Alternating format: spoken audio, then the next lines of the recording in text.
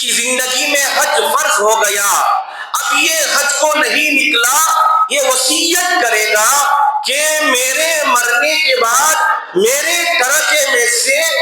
حج بدل کرایا جائے، تو ورثاء پر، تو رشتہ داروں پر، خاندان والوں پر یہ ذمہ داری آتی ہے کہ اس مرحوم کی جانب سے حج بدل کرائیں۔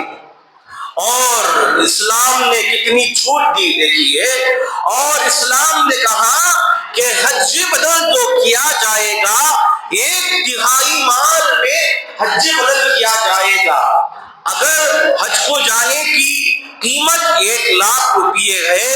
جو مرحوم ترکہ چھوڑا ہے، جو وراثت چھوڑی ہے، اگر 3,00,000 روپے ہے یا 3,00,000 روپے سے زیادہ ہے، تو ورثاء پر، رشتہ داروں پر ضروری ہے کہ ایسے مرحوم کا حج بدل کرائیں۔ اگر مرنے والا کا ترکہ حج کی قیمت 1,00,000 روپے ہے، اس کا ورثہ جو نکل رہا ہے، اس کا ترکہ جس نے جو مال چھوڑا ہے وہ نکل رہا ہے 3,00,000 سے کم یا اس سے کم نکل رہا ہے، تو فقہاء کرام مسئلہ بیان کرتے ہیں اب اس شخص کی جانب سے حج بدل نہیں کیا جائے گا، اللہ اسے معاف کر دے گا۔ اگر اس کا ورثہ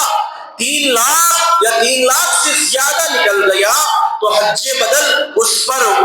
ورثاء پر کرانا، رشتہ داروں پر کرانا ضروری بن جاتا ہے۔ اب ایک آدمی ایسا تھا، وہ بنگلور میں رہ رہا تھا، بنگلور میں اس کا انتقال ہو گیا، حج بدل جو کرا رہے ہیں بنگلور والے آدمی ہی کو ہم تلاش کریں گے، اسے وہاں قیمت دے کر بھیجے،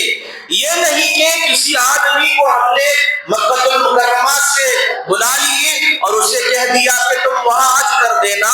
تو وہاں ایسا کرنے سے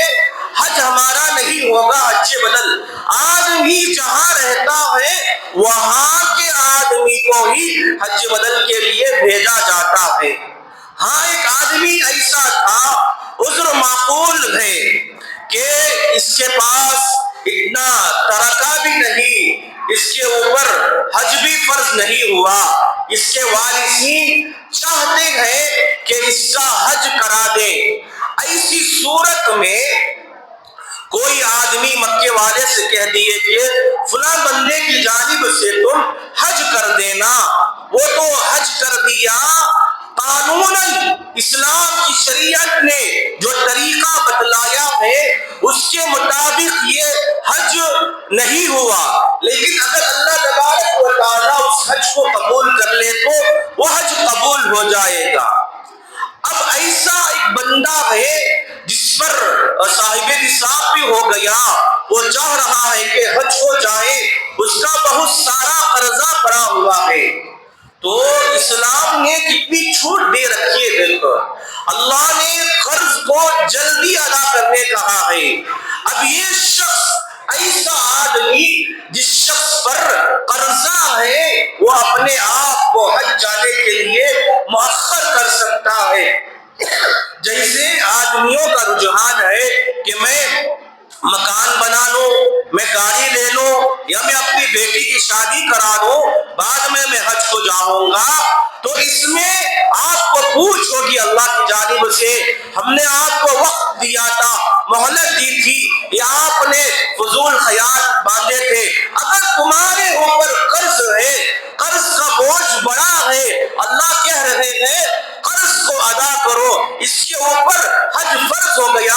قرض باقی ہے، تو اسلام نے کہا کہ پہلے قرض کو ادا کرو، بعد میں حج کو جاؤ۔ تو اس لیے حضرات، جس کوئی آدمی بھی بالغ ہونے سے لے کر یہاں تک پہنچ چکا ہے، اللہ کے گھر کی جانے کی استطاعت رکھتا ہے، وہ ضرور بے ضرور اللہ کے گھر کو جانے کی یہ تیاری کرے۔ بہت سارے افراد الحمدللہ چلے گئے اور انہوں نے وہاں جو ارکان شروع کرنا تھا، کوئی احباب مدینہ المنورہ چلے گئے، ابھی حج کے ایام شروع نہیں ہوئے، حج شام سے فلیٹیں جا رہی ہیں، مدینہ منورہ بھیجا جا رہا ہے، کوئی آدمی عمرے کر رہا ہے، تو اللہ کے نبی صلی اللہ علیہ علیہ وسلم ماہ ذی قعدہ جس میں ہم چل رہے ہیں، یہ ذی قعدہ کا مہینہ ہے، حج کے علاوہ